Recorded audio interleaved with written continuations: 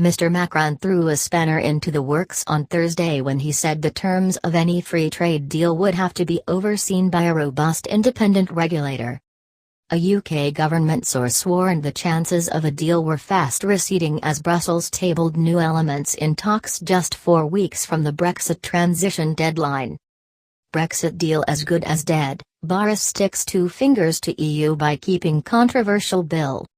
Express.co.uk conducted a poll asking if the last-minute demands from the French were enough to walk away from the negotiating table. The overwhelming majority said it was time for the Prime Minister to turn his back on the EU's negotiating team, led by Michel Barnier.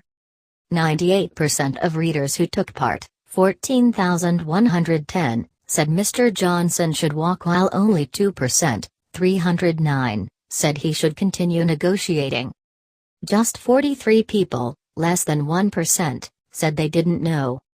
Sign up for free now and never miss the top politics stories again. We will use your email address only for sending you newsletters. Please see our privacy notice for details of your data protection rights.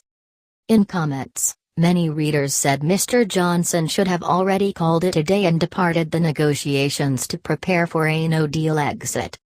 One person said, "Stand up, Boris.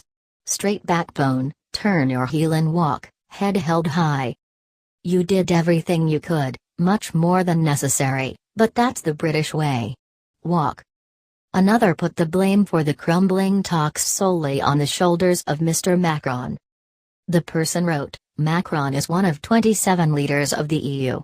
He seems to think that he is head honcho. He is a little man with a big mouth, who has lots of problems of his own in France.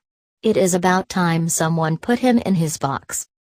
And yet a third person who voted the stay in the EU in the 2016 referendum said they would rather see a hard Brexit happen. They said, "I voted Remain, but if anyone thinks this so-called trade deal is good news is deluded. A deal, where the UK effectively has no say over the future rules of trade, is hardly taking back control. In fact, it is worse control-wise than what we had when we were in the EU. The UK should be either fully in the EU, or fully outside the EU, there is no compromise half-in half-out position. WTO will mean a big hit on the UK economy, but a half-hearted deal with the EU would be consigning the UK to an EU vassal status." Another person simply said Mr. Johnson should have walked away on February 2 and saved us millions. On Friday, Mr. Barnier and Lord Frost paused trade talks to call in their leaders to try to narrow gaps and get an agreement over the line, less than 4 weeks before Britain completes its Brexit journey out of the bloc. After failing to agree the basis for a deal, the chief negotiators said they would brief leaders to seek new impetus for the talks, which stumbled on Thursday when London accused Brussels of making new demands.